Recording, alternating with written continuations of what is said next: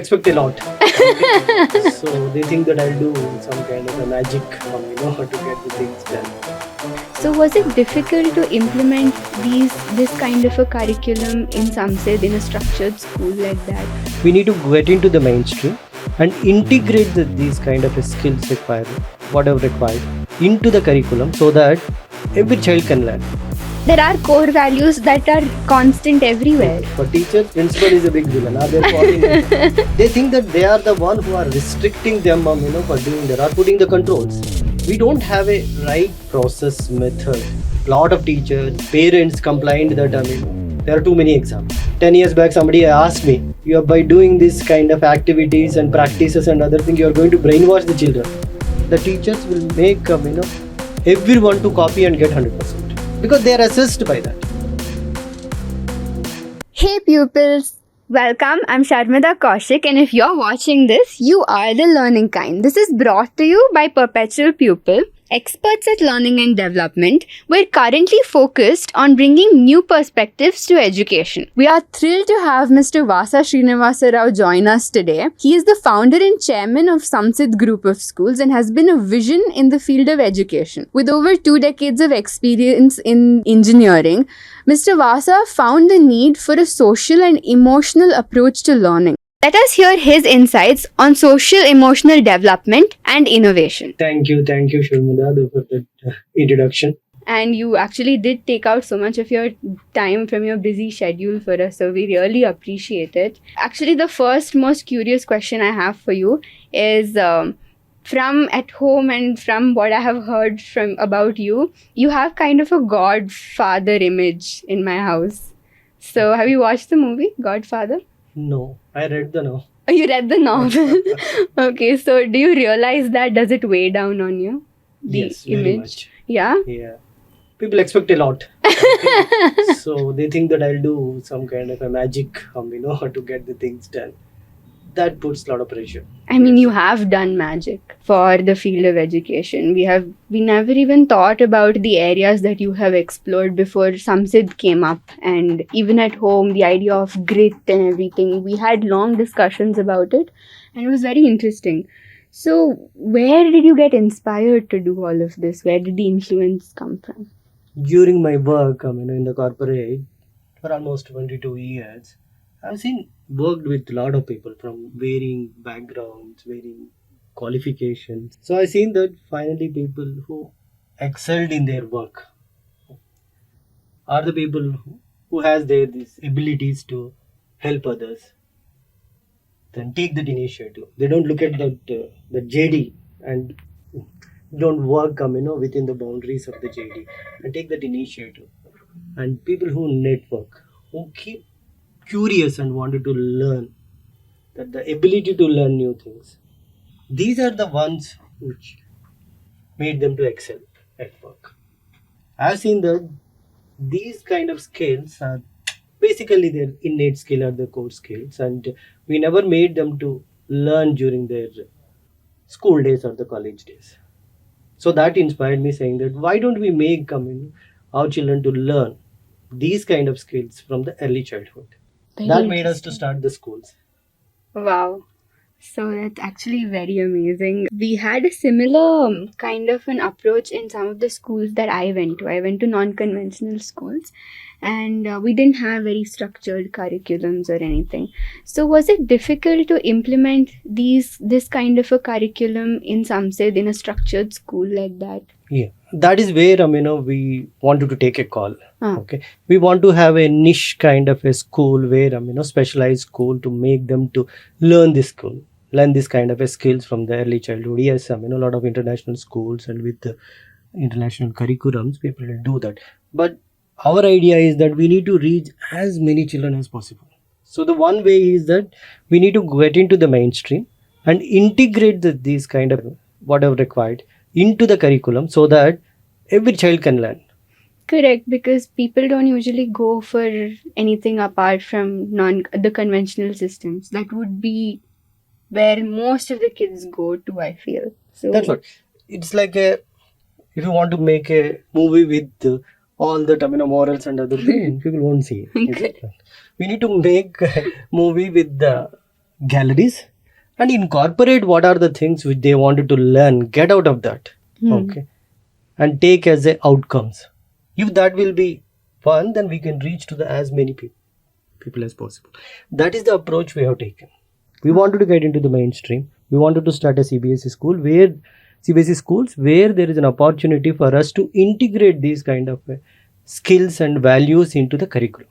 Did you find CBSE to be supportive for that? Like, was the curriculum flexible? That's what CBSE gives a kind of a overall idea of how can we make the children learn these skills, but they have not specifically told that how it can be made. That is where we pitched in and made that what need to be learned can be put into how that can be made learn. Correct. So I've heard so what were the exact values that you thought of, like in terms of, you told me, I think we had a short discussion and you told me about the 5 C's. So that what you are incorporating for the social emotional aspect? Yes, especially it is derived from the 5 C's. At the same time, we are seeing that how can we, another one is the emotional intelligence, these 2 parts. So we are seeing that how emotional intelligence can be broken into the way the Indian culture, and the values we understand. Wow. Okay? One is the, especially the compassion part of it. Correct. That is also one of the 5 C's. So the compassion, we made compassion to self, compassion to others, compassion to Mother Earth. So compassion to self is nothing but self-awareness, self-management. Compassion to others is like empathy, then relationships. Then compassion to Mother Earth is basically the sustainability, those kind of things, networking, looking what is good to be done. So what are the 5 C's, all of them? Compassion, Collaboration, communication, creativity, and critical thinking. critical thinking. I knew that, but it sounds way better coming out of your mouth. Yeah. And also, most of the schools, what we have seen is that communication is being taken care well as a skill. They may not understand the importance of communication as a competency, because there is one more element they'll miss out. That is the one which is the part of values. Yeah, giving understanding the audience. Okay, when we are communicating, then respecting their views, all those things that need to be learned. Not only just articulation and putting the things in sequential order. So we wanted to add that also into the communication. But most of the other than this values part of integration in the communication, most of the schools do communication. And they also do a lot of critical thinking without making that, okay, we are making the children to learn critical thinking. There are a lot of problems they will give it. They make them to solve the problems, those kind of things. That these 2 are taken care very well. The other thing, especially like creativity, is seen in a different way. Creativity, they see that, okay, I make them to draw pictures, okay, or we'll make them to do some sculptural work. But other than that, they don't do any actively make them to do creative thinking, because the creative thinking is that they need to come up with new solutions. They should have the challenging, okay, how they can convert the challenges into opportunities. These are the things we need to make them to learn in the creative thinking. The other one, collaboration. Schools think that, okay, we will give some kind of project work, okay, to the children, but this project work is done by the one of the parents of the children. Yeah. And there is no collaboration as such. So collaboration has to come from their innate abilities. Collaboration comes when we share whatever knowledge we have, or the kind of skills only we possess, then we share with others, so that the collaboration happens. So to collaborate, the individual one should be humble. They should rather count that whatever they got, it is their blessings, rather than it's the kind of the one which they possess True, very true. Yeah. entitlement. It's not an entitlement, it's just the blessing. If they start the blessing as a count that as a blessing, then they'll start sharing it. Okay. And also in the collaboration, there are so many factors of prejudice, bias, so many things will come.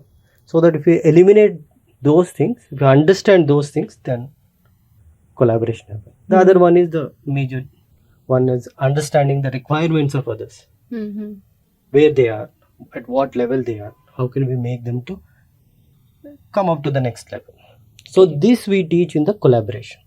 So collaboration also, then it's mainly because of the being humble. We made that as one of our value. Out of the 3 values is humility. Humility, we teach the children their sub values, basically respecting. Mm-hmm. Then gratitude comes from counting our blessings. Blessings, correct. Yeah, being respecting others views. Okay, then the third one is forgiveness. Oh. If in the teamwork, if I have some small problem with me, if I don't forgive you, then the collaboration haven't. We are there in the team, but as a 2 different individuals. Mm. So forgive and move on, then the collaboration happens. So these are the things, the basic elements which required them to collaborate. We teach them in the school as a part of curriculum. Okay. So this is in the textbook, in the Yes. curriculum. So we made them like this, to the gratitude and respect and the forgiveness, and we made the real life scenarios where the children can learn this, Mm-hmm. and we made the kind of a list of real life scenarios, or the actions they can do, that expressions they can do, that Oh, those we integrated in the lesson plans, the curriculum. it's very interesting. You know, while you were telling me all of these different wonderful skills and values, I was counting how many of those I may have. And I think the forgiveness part I had to struggle with a lot. I clash with people. So this is wonderful. Actually, it has opened my eyes to a whole new perspective of learning. Even though, we have textbooks, we have a curriculum, we have a structure, how to integrate the other aspects of being, fit individuals, being individuals who can contribute to a society. Do you think that in order for these children, because mostly I've grown up listening to monkey see, monkey do, and that's how children learn. They learn respect through observation. They learn compassion through observation. So, do you think that maybe the teacher also has a role in being idol of these things? Yes. When we teach to the children, this first need to be taught to the Teacher. teachers. Yeah, they need to understand the importance of it. They need to be the practitioners. Hmm. Then only they will teach this to the children. Otherwise, we have seen that lot of teachers take this, whatever the activities we do as a part of lesson plans Hmm. or daily activities, they do that as a fillers. Correct. Okay, to fill the time. So the lot of training and changing the perspectives of the teachers are required to make this to happen. How does that happen, sir? Like, how are you able, because individuals at that level or that age have already grown into somebody. They already have an identity, they have a view of the people. To work on the teacher's growth as well as the students' growth is a huge task for the school. How are you able to accomplish that? I think if we take care of the teachers' growth, making the teachers to understand that how we are able to learn these values and how we are going to exhibit these values and how we are basically practicing these values, then automatically that will be get into the curriculum and the practices, because they'll become the role models. Correct, yeah. So that will make the children to they'll to emulate them and learn this. And also now most of this, because of the neuroscience, latest advancement in the neuroscience and the learnings in the psychology, that anything can be learned. Yeah. Okay, it's basically we need to make them to give the right frameworks to them. Even at the children's level. Yes. Oh. See, earlier we used to make them to just learn and do that what we call them preach and comply model. Yeah. I'll tell you, you practice it. Otherwise, there are other consequences. Correct. But now what we do is that we make them to learn these values as skills. It is a skill. It's a skill, yeah. Yes. Yeah. Being compassionate to Mother Earth is a skill. Oh. Okay. So you need to understand what are the challenges, then provide solutions. Those kind of things. Correct. Similarly, the respect also. When it comes to the respect, we have a very traditional view of you need to respect elders. But that will not work. Only just respecting elders. It will be an we need to outwardly. yes, we need to respect others' views, because we need to understand that everybody has their own perspectives. Everybody is build their belief system based on experiences. So Yeah. these are the things we need to work on the children and make them to learn as a skill. Skill means basically what is that we acquire through a period of time, and when something kind of a input comes, then we'll do execute that Yeah. with our expertise. Yeah. Is it? Yeah. Similarly, this something they see that okay, somebody is doing this. Okay, let me go and help. They want to help. They want to be part of a change. Yes, understand things from their others' perspective. These are the things. Yeah, wow. These things are actually taken for granted usually. We don't see them as somebody has put an effort to learn that. We think that it's normal human nature. But many a times it may not be. So, bringing it into curriculums, what do you think in that way? You said teachers become role models. What do you think in that way is a good teacher? Who is a good teacher? Understand what are the things required for them to grow and learn. The teacher need to practice them first. Okay. Then she can make them children to learn. They need to come out of, they need to unlearn some of the things. And of course there are a lot of challenges for the teachers, especially in the factory kind of a model. We make them different 40 children who are at a different levels of understanding, different levels of the skills, all them put together into a classroom, and we'll make them the teacher to make them to learn. Yeah. These are the challenges, but in spite of that, teacher need to see that how can she engage with the students, how can have that identify the levels of the children, okay, and to provide them that what we call the differential level, how good she can do the differential level. See, if I say that okay, you got only 40 marks and you're not fit for this, then the challenge happens. So how can we see that what are the challenges for that child, and how can we make them to move to the next level? I got flashbacks from my own school when you said you got only 40 marks. But like you said, there would be a classroom would have so many children who will not be at the same level as the others, who will have expertise in some other area, or they are very different needs of different children. How can this teacher make a decision that reflects the needs of the whole class? That is a big challenge. Okay. But the best we can try is that identify the level of the child in concept understanding. Okay. And their emotional levels. These two things we can do that. And we can give them that how can they move to the next level, not to the top level. If the child is at 40 in concept understanding, if he understood the concept, then move him to that how can he understand the application of the concepts. Okay, what are the real life scenarios, how that particular concept has been put into practice in the real life. Okay. Then we can take them to the next level of higher order thinking. Similarly the emotional levels of the children, we need to do that. But that is a challenge in the school environment. So what we do is that we'll give practice to all the children to do the similar thing on the social and emotional level. But at the same time, we need to provide them platforms to them. Two areas which we look at it. One is how they are acting on that particular social and emotional learning part of it, and how they are expressing.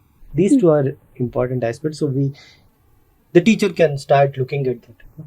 How can I see that improve them? Somebody who's expressing only, so that we need to make them to child to move to the action level. Those are the things can be done by the teacher. But one major challenge is that teacher is not being assessed for that. Okay, as a teacher, I'm assessed only for how many marks Correct. Or have you corrected my notebook? That's the challenge with the parent mindset. I don't say challenge with the parents. Right? Parents will look for what is the outcomes. Yeah, tangible outcomes which I can correct. look into that for the progress of my child. So they look at it that okay, have my child written the correct things in the notebook. If he has done that, you correct it. If he has done something wrong, you need to correct it and give it to them. That's the homework. That's why they need look the corrections in the notebooks. The other one is the marks. Marks. Yes, these two things. For others, it's not been assessed by the teachers. So that's one of the things. Most of the teachers, they feel that this is an additional work for them. Hmm. But what we did is that we have provided this kind of support through technology and resources. How teacher can identify where the child is, how many marks he is getting, basically, and which are the areas the child need to be given support, basically scaffolding, or if the child is getting 90%, how he can provide platforms to move it to the next level. Those resources we are given it, basically the tools and resources we are given it to the teacher, so the teacher gets some more time, okay, on working on this social and emotional. Interesting. But it is at the end of the day the teacher's responsibility to make use of those materials, make use of their time, and contribute to their children. Yeah, that is the work. That is We the need of to a do that. teacher. Yes, that's the work of the teacher, and that's where the training and changing the perspectives of the teachers first, because they were the one who can influence the parents. We have a challenges. We say in our schools, a lot of parents come and tell that please focus on the academics. Okay, you're doing a lot of activities. Activities, yeah. Yes.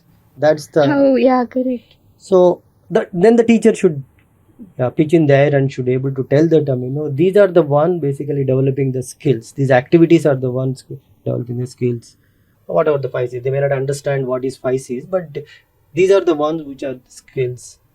Okay, the children Necessary are developing the skills, necessary yeah. skills, the children are developing Correct. through these activities, which will make them to excel in their job. And even make use of the education, which is the theory part of it, which the teachers want, right? Like accumulating knowledge is one thing. Being able to apply it in the outer world in an effective way is the challenge that most people face. Would you say that have you noticed that these specific, social emotional practices, developmental practices that Samsid and your curriculums are practicing have in any way affected academic in the marks level, marks.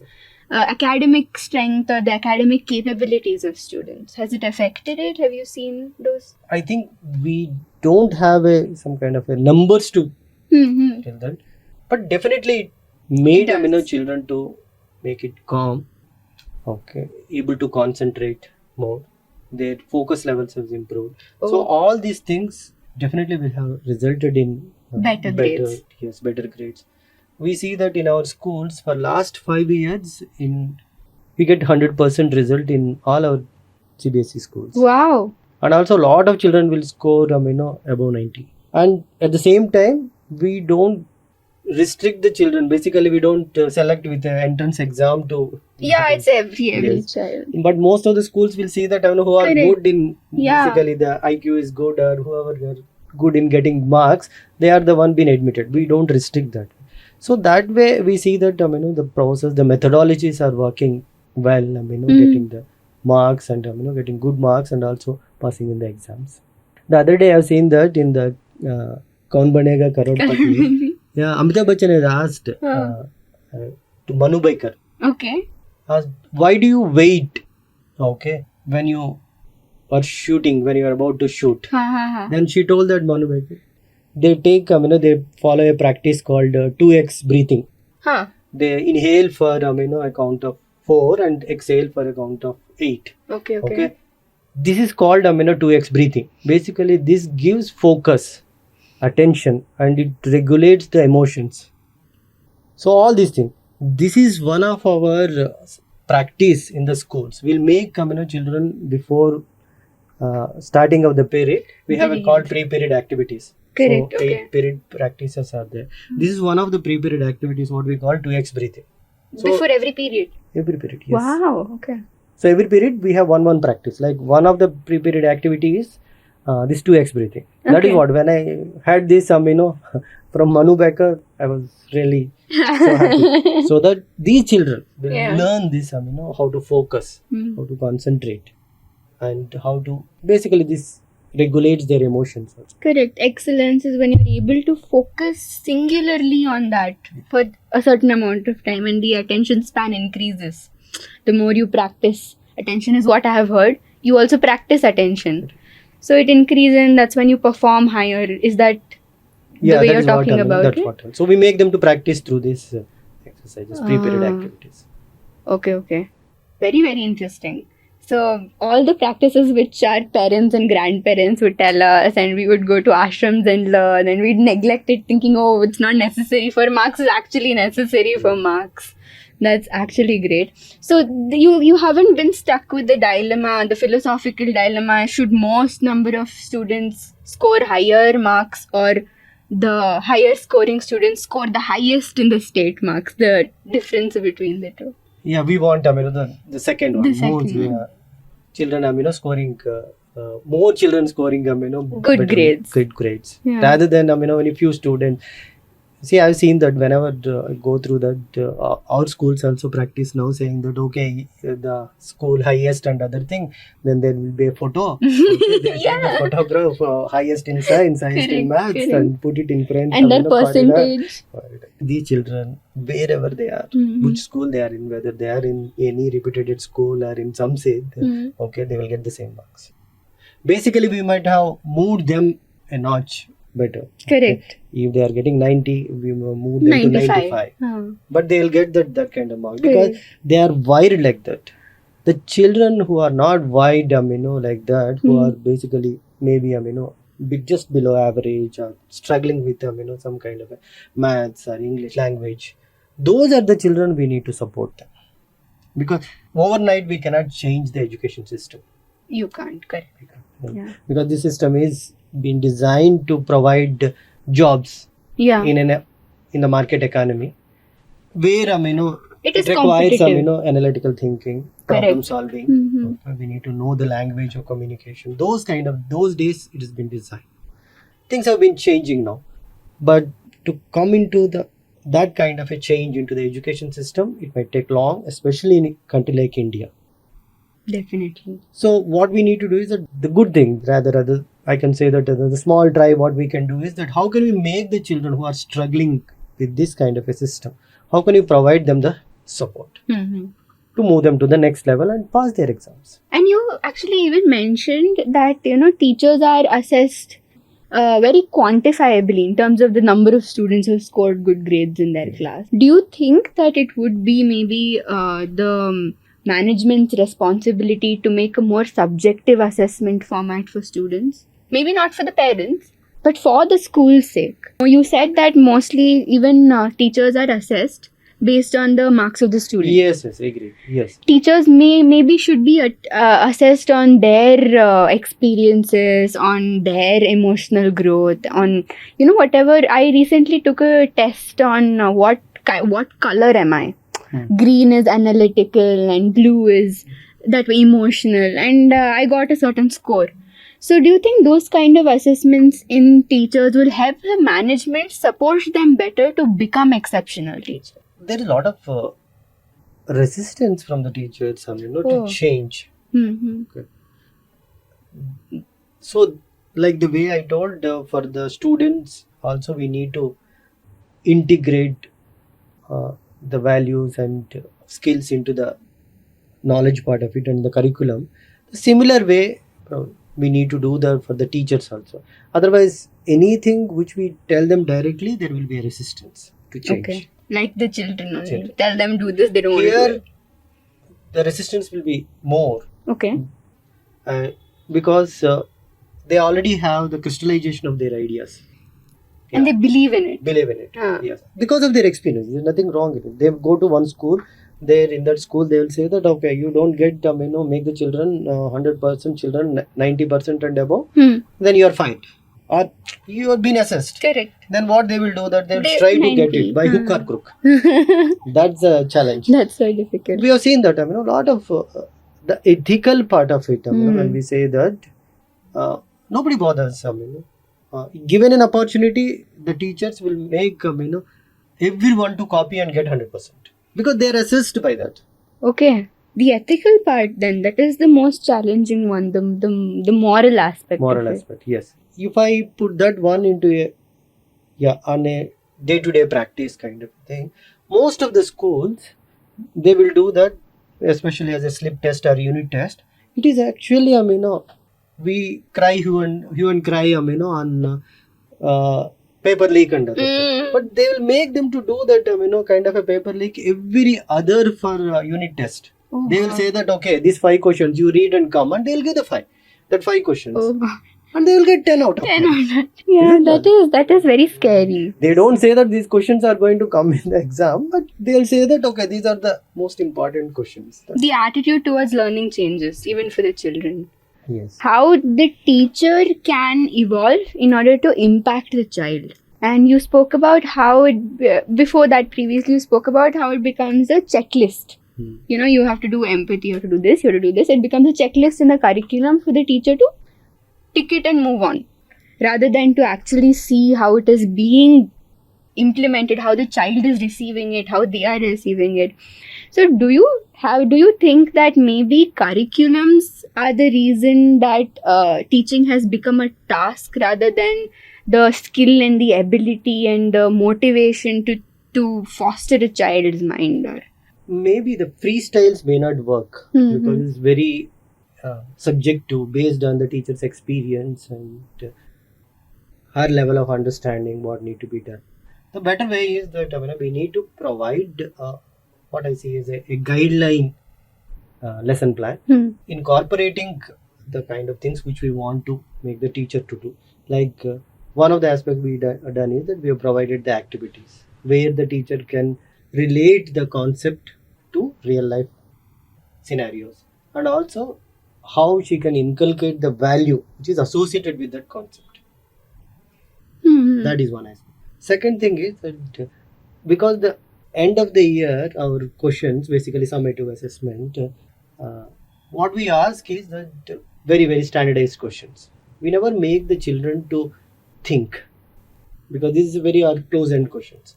So how can we help the teacher to by providing some open-ended questions and telling her that you ask as a part of lesson plan, you ask these questions and there is no right answers. This will make them to think, and also this will help them like icebreaker or some kind of an engagement with the students. So what I think is that country like in India, where teaching profession is taken just by after B.Ed or not as a passion. So we need to provide some kind of a guidelines and templates to the teachers how they can deliver effectively, taking these elements of how could you make the children to think, how can they learn the values, how can they understand the concepts and their application in the classroom. But somebody made a vision. Like, I mean, in every aspect of our life, for instance, in terms of preserving nature or in terms of loving nature or even politics, somebody set a vision. At some point in our history, they set a vision. It may be Gandhi, it may be now Greta Thunberg for environment, whatever. Somebody set a vision. This is what we want. So you have a vision for the overall, education of a child. You have a vision. Maybe connecting to that vision, teachers connecting to that vision, seeing the larger, greater good may give them more passion and may not. So what is that vision of yours? How would you put it? See, what we have looked at, as I told earlier, they should have these basic skills of helping others. See, if somebody helps some others, then he's a leader. Correct. Yeah. So we need to make them to help people who are sitting next to them, who are in the vicinity. Then he can go to the community, then to the others. So that is the way the leadership happens, to help others. So the basic nature of help. How can we help others?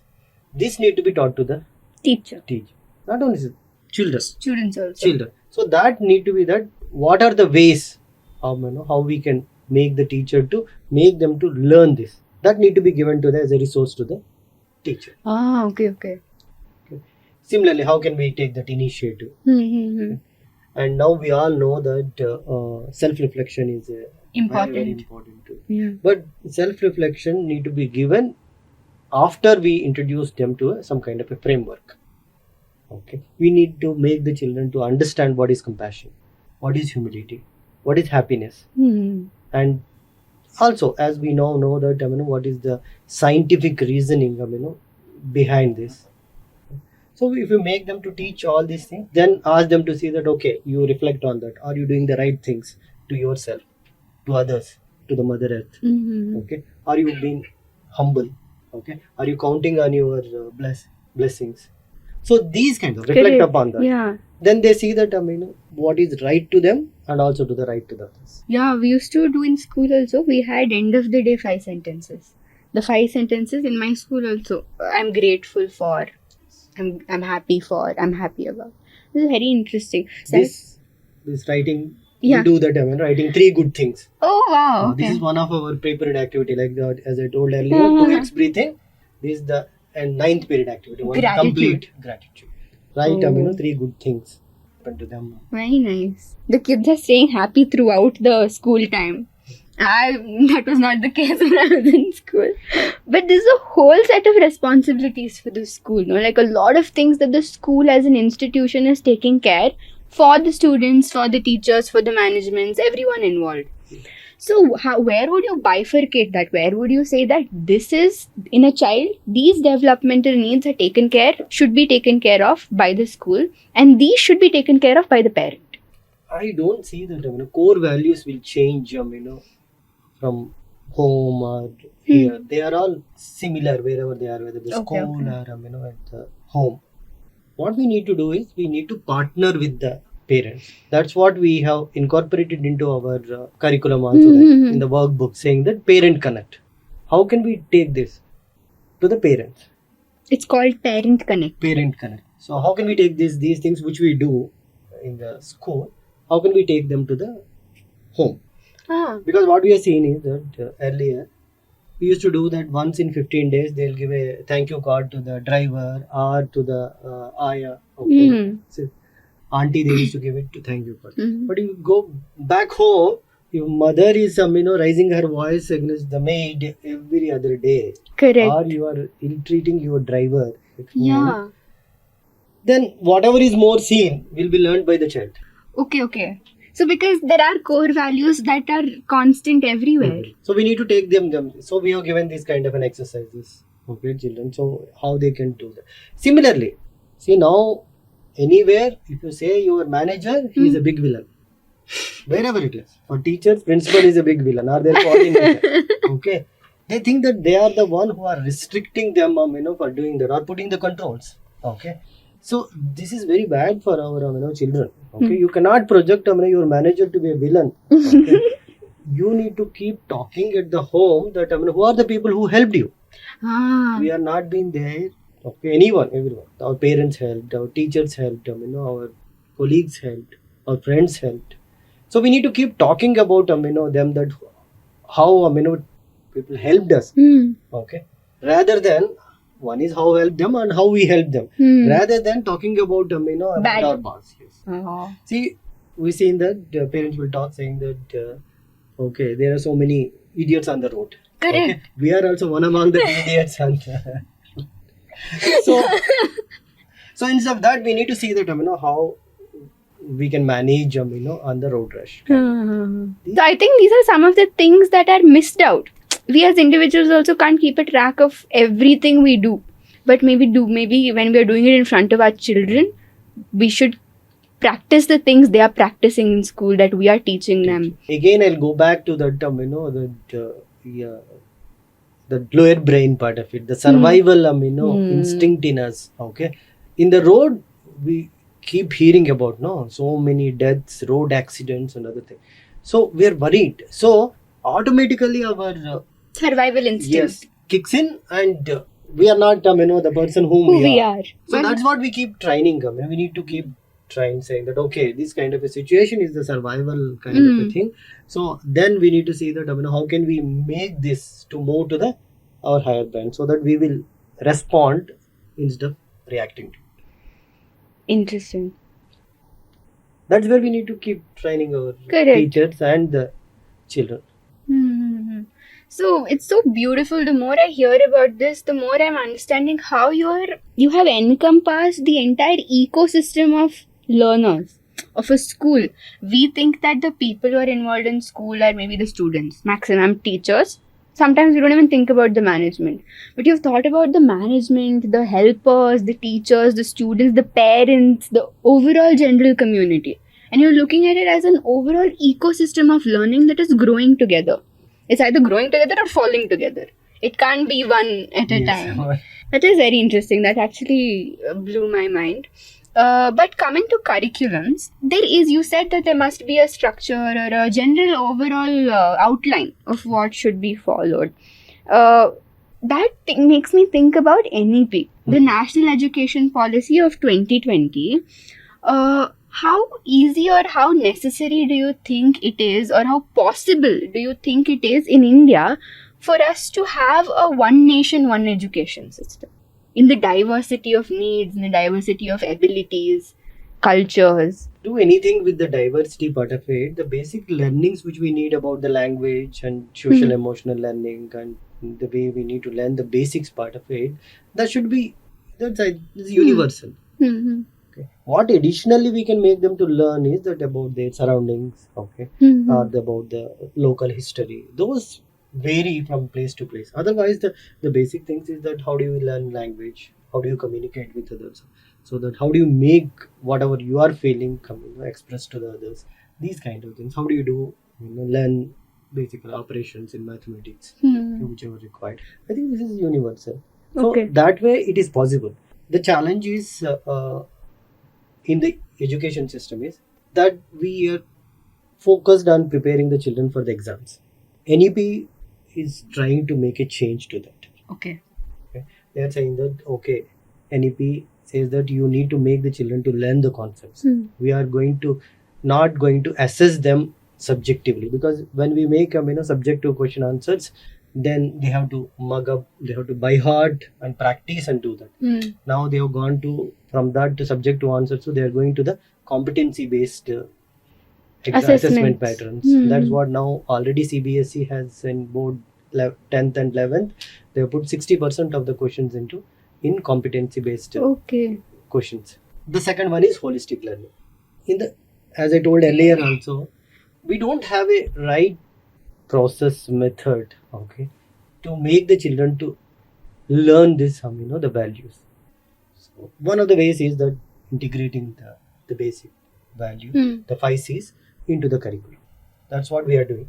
But in India, implementing NEP 2020 is a challenge. Why? Because earlier CBSE has a system called continuous CC, basically continuous comprehensive evaluation, where the teachers need to understand how their learnings has been understood by the children with a formative assessment. After each concept is completed, then we need to go for a summative assessment. So lot of teachers, parents complained that there are too many exams. Lot of schools which earlier our schools also, when we have gone for formative assessment also, but they never acted upon the feedback on the formative assessment. Formative assessment is basically we give their exam and see that how far the children has understood. Correct. Yeah. Then we need to act on it. There is no time given to the teachers to act on it. And there is no tools given to the teachers to quickly take that the feedback. Okay, these are the two things. And parent perspective and teacher perspective, they thought that it's more of exams rather than this is a feedback mechanism to improve their teaching and also see that how can we make a differential learning to the students. Okay. So at this stage, at SAMSI, what we have is we have all the tools required to support the teacher, especially regarding this formative assessment. We take an assessment, we see that we'll give the teacher who are the children who are at the bottom 5, who are the children who are doing well. And that's not only the one, we provide them the kind of resources. We need to have a different kind of worksheets or bridge courses so that we can provide to them. They will give it to the children and they move them to the next level. And also we have found that we need to provide them time, because the teachers are back to back packed with to complete the syllabus. Yeah. Our exams. Yeah. Okay. So we need to provide. So we have taken that out. So how we have taken that out is that some of the works which they are earlier used to do that, like lesson planning, those kind of things. That is where we have given some customized lesson plans. And we have given that other resources like presentations, which takes a lot of time for them to take. Some of them may not be having the skills to make a good presentation. Similarly, some curated videos for them to show to the children. All these things earlier teachers need to do that, and also they need to write the questions also for examinations. And they have to That correct requires, it also. So that also, when we give the right question, they will, as I told earlier, they will give the questions also. It's like prepare them for those questions. Anyhow, examination also will prepare, so they'll prepare for those questions. Instead of that, we have given them the tools where they can get those questions. Of course, if they want, they can modify that. So that is the way we have given them all these resources, so that the time where they saved, we are seeing that around 30 to 40% of the time can be saved by giving these kind of resources to the teacher. Then they can use that time for this social and emotional learning and understanding where the children are there. That data driven analytics also we are giving it to the teachers, so the only thing they need to do is that how to provide these resources within this saved time of 30 to 40. The analytics is also provided to them. So, and they can also focus on building a relationship with their child and those aspects. But sir, don't you think that these concerns and these difficulties arise because there is a gap between curriculum developers and the people who have to implement it on the field? That's there will always be a gap. Gap Will be there. So that happens because it's something like we design, but when hits on the ground, there will be the kind of different situations. One of the major constraint we have seen is the time constraint. We'll put that this lesson plan can need to be completed in some 10 sessions. The teacher takes 12 sessions because there is varying levels of the students. Exactly. The student, the requirements changes the level, and others is resource constraints. Where do you give this lesson plan? If you put them into you go and download from the computer and other things. Where are the computers? Where are the laptops? And where is it coming from? Where it's coming? So many resource constraint. If they have given a presentation, those kind of things, where they are going to show it. So we need to address all these things. Like we need to have a TVs. Now we are having a display boards in the classrooms, each classrooms. Now we have put our app into the mobile app, so that it will be easy for the teachers. So wherever they are, they can access their lesson plans. They can release their question papers, all those things. They can see the analysis in the mobile. That's what but the time constraint is still we are working on. I mean, I think, do you think maybe the time constraint is because modules and curriculums are designed around the children who are performing at the peak? The highest performers. You don't want to give them time to be bored. But the children who are not at the same level as them maybe find it very difficult to catch up, and the teacher has to balance both. Is that the case? That's a major challenge, because I don't say it's for the gifted children or the children above the grade, but it will be above grade. That is the way the lesson plans or the resources are being designed, so it won't address the children who are below grade level. That's a major challenge, because we expect that every teacher also expects that if you are in grade 5, you are ready for the this much you should, because you already completed grade 4. But that's not the case with the majority of the children. They might have missed so many things, learning concepts. So that is where we need to make the help the teacher to provide the resources and the time to see that how can move them to the next level, either through scaffolding for the children who are below grade level and providing platforms. That is also very important. If you only concentrate on the children who are below grade, then the children get frustrated and bored. Yes. Platforms like what? Like providing them higher order thinking questions platform. Okay. Then something which they can do creatively. The extra credit. Nice. Those things. That's very nice. But also we'll tell the teachers that I'll always specify them. Don't take this lesson plan is something etched on the rock. No, it's not like no 10 commandments. Okay, it can be with your experience. Feedback from whatever you've taken in the class. Change it. Okay, but don't lose the essence of it, because it has open-ended questions. It has an activity which teaches them about concept understanding and application. Mm. It teaches them about, okay, what kind of values they can learn, and it talks, I mean, also it has that differential learning to cover that, from the previous period question or previous concepts, those things. So Mm. keep that one and see that, how can you complete within the given time. Ah, okay. So when I noticed you said maybe the time constraint, that is the majority of the problem. And then there are resources, which is the problem.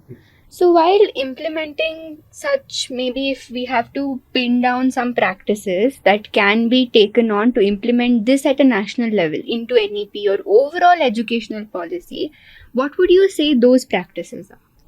I don't say that, it's like one size fits all solution. Doesn't work. Don't work. Ah. The basic thing is, if we can provide them the kind of a template, Hmm. which is whatever a beginner can start with Hmm. and do that, get the feedback, and then Build continuously on it. build on it and improve on it. That's the best method to follow the methodologies. And the other one is that we need to see that how they are incorporating this social and emotional learning, and the kind of concept understanding, taking from basic level to application level. Hmm. These two things. Higher order thinking, they can take it later level, but these two things. And open-ended questions. Open-ended questions.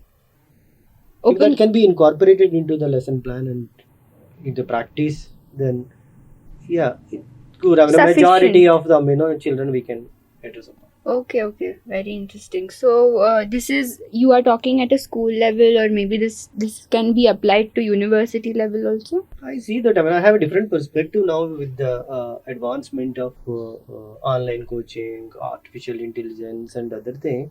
I think it is better to go with a kind of a controlled environment up to 12th standard. After the degrees and other things, they should be able to learn on their own. They should want to learn on their own. Yeah, they should be able to learn on their own. Just give them, what need to be learned. Correct. And they can go to any other. I don't say that why they have to go to the college and learn. I agree with you 100%. I don't want to go back to college tomorrow. No, that's the one. Basically, whatever the faculty, the professor is going to teach is limited to his own his or her Experience. own experiences. Experience. Correct. And at this point, they should build their own, maybe. Maybe, yes. Because the technological advancements is so fast, the professors may not be ready for that. So it's better, it's already available on the internet that somebody can, make the courses for that, and they can. Anyhow, we are not doing something experimental. Yeah, correct. It's all, very theoretical. Knowledge-based. So I'm happy you arrived at it. Do you think maybe AI and information online has revolutionized education to some extent? Yes, I see that. It's very early stage, Okay. but definitely it will help the education. Where it will help is that in our education system now, I cannot have less than 40 children because of economical and financial reasons. Mm-hmm. Okay, in this differential learning is not at all possible. Two things basically: have giving individual paths to the children. Okay, as we told that we have seen the children, some of them are below 40, some are above 90, gifted Yeah. children. So in the present scenario, it is very difficult for us to give a individual path to them. Yeah, agree. Okay, that is where this technology can help. Okay, Hmm. that is one thing. Individual paths. Hmm. At least if you give individual path, they'll come to the grade level. The second thing is adaptive learning. Adaptive learning can be given with now the technology. So it will throw out where you are. Earlier we have systems like Khan Academy. Khan Okay. Academy, yeah. Yes. I had in my time Khan Academy. Now also they do that. But that in every aspect, every area we can give it. That's only in maths and only in Yeah. science. But we can give it every area that they can learn adaptively. Saying Like that Byju's. Byju's is more of driven by the examination model. It's not that we need to look at that how we can provide them based on the concept understanding. Ha. So how they can, and also this is one of the area which we are working now with AI is that based on my interest, I want to learn a particular subject. Okay, I'm interested in cricket. Okay, then I want to learn maths through the cricket. So I want to know, okay, the ground is in a circle. Okay, if I hit a ball with this 90 degrees, then it will go to 180. What? Something like that. Yeah, So because correct. it is interest me to learn, interested in cricket, I can learn mathematics through that. Yeah, because Whatever is required for that, yes. attached subjects. Yes. Nothing is, individual. It has attached subjects. I think that is the concept of interdisciplinary learning. What do you think about interdisciplinary learning? It's been forced upon actually now. We have to take one subject from some other stream, and they call it interdisciplinary subject. So, what do you think about that? Maybe is it that necessary? That is necessary. Yeah, Huh? we learning in this way like of compartmental build. Yeah, like only mathematics and then learning it as a science or a physics, chemistry will not work. Now, the world, whatever they need to do it in an individual, so they already done and given it to us. Correct. So we need to see that how it is being connected and how can we learn that. Okay. For the useful for the greater good. Good. Yeah. That's what makes me to remember Mark Zuckerberg. Zuckerberg. He is the one who has basically gone into taken the, I don't know whether it's major or minor, but one is his major or minor is psychology. Yes. Another one is technology. Technology. That's a great combination. It That's why he has is. come up with the Facebook. We could deal with humans and machines at the same time. That's what no earlier. Incorporate. We also do that in India during Dasara period. We'll call all other things and we exhibit all those things what we have. That time we have an opportunity to tell that no, yes, my husband has bought a new car, or my son got into IIT. Now It's he an has given opportunity. a opportunity of 24 bars a day in technology. Talk about it all the time. Nice, that's very interesting. We spoke about schools and colleges, and there is a public education system which is going on. What do you think is the role of NGOs and TPOs in strengthening the public education system? A lot, NGOs and TCOs need to be done in the education system, especially. What happens in the school education system is now the assessment patterns are the parameters which are seen by the parents or the statutory is that we need to make the children to pass. Yeah. So, as a school owner, my objective is that how can we make all the children to pass. This is the assessment for the teachers also. How can we make them to pass? Yeah. So what is the necessity of a school owner? Okay, to put money and effort into make something different, which is not required by the parents Yeah. or not by the statutory require or government regulation. So nobody wants to do this. Nobody wants to. Yes. Yeah. So that is where I think either NGOs or the third party organization, TPOs need to step in and do that this change, whatever is required, especially learning them, making them to learn the social and emotional learning. Okay. How that can be made, okay, without having a major impact, because there are two aspects in implementation in the school. One is we need to make the curriculum. Yeah. That is one. With some kind of research and do that, and then the implementation. So nobody wanted to put that research for the money and effort for the research. So these are the NGOs or the whoever is third party. They need to put this money and do that. What is required. Either they can get from the wherever it has been done in the West, or that need to be customized to Indian requirements and the implementation. So when they spread across some many schools, then there is a recovery for their whatever the money invested into the cost and recovery, or it is coming from the NGOs, then they can do that and implement these kind of systems into the school. So that way I see that a big role for the NGOs. NGOs, yeah. And also similarly the another one is a major area is the teacher training. See, as we talked about earlier, the first one to make a change in the system is that we need to make the change to the teacher. Okay, they need to understand what are the requirements of the future. Most of them are they are like, yeah, I'm within the school, This is my classroom. as I told that this is my JD.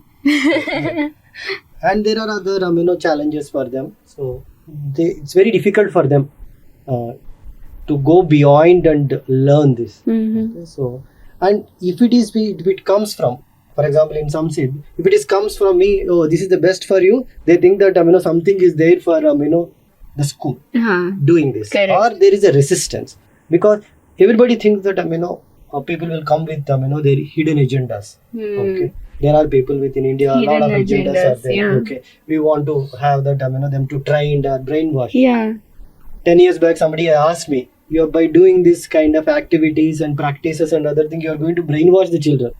Okay. So people will have their own perspectives. Yeah. Okay. So if it comes from somebody like and other NGOs who are got expertise in this, who have worked on this, and who has got data across the schools, it is very easy for the school owners to implement the teacher training. So they have a higher voice, Yes. the NGOs, because they don't seem like they have a hidden agenda. Yes. And also they might be having the data saying that okay, these are the ones which were made during this to the teachers in other schools, and this is the where they moved it. Their attrition levels has come down. Okay. The academic performance of the teachers, The the research. student engagement is better. Those kind of things. They can come up with those parameters so that there's more of proven expertise That schools can implement. in their. And even I think the NGOs can implement, you said, at a grassroots level where the schools don't have a reach. That is where the strength of an NGO or a third party organization comes in. Thank you so much for coming here. This was so insightful, so valuable for me personally also, and I'm sure that our audience would be thrilled to listen to everything you have to say, especially the parent community, the schools community, the learners community. So thank you so much for coming here and sharing your very experienced knowledge to us. And if there's anything else that you want to share with our audience, please. Thank you, Sharmada. Yes, this is the one my spoken my heart out after 15 years. How we can make the children to learn what is required for them on the concept part of it. It's not for learning for exams and preparing for exams, and also how can we make them to learn the required skills and competencies so that they can excel in their work. Not only in the work, whatever I've seen is that whatever is required for them to excel in work, that will make them happy also. So we have wanted to expanding to see that more children are to get into this kind of a curriculum and schools into the Samsid, and so that we are going to make leaders. Yeah. Thank you. That's amazing. I'd like to thank you with this small token of gratitude Thank you. for coming here and sharing. This has truly been an experience that I don't want to end here. So I hope we are going to be collaborating a lot more in the future. Sure. Definitely. Thank you so much, sir. Thank you so much for watching. Like, share, and subscribe to be part of the Learning Kind community. And until next time, don't stop learning.